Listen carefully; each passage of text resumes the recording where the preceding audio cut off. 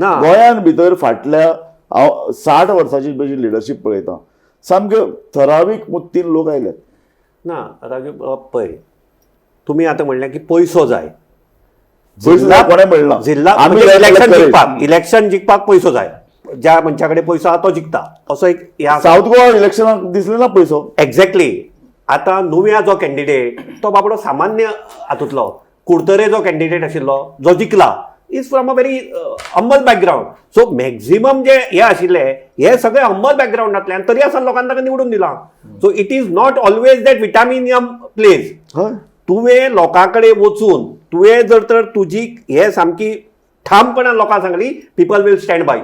पूण हांगा जाता कितें हांगा आमचे विचारवंतूय पॉलिटिक्स खेळटा.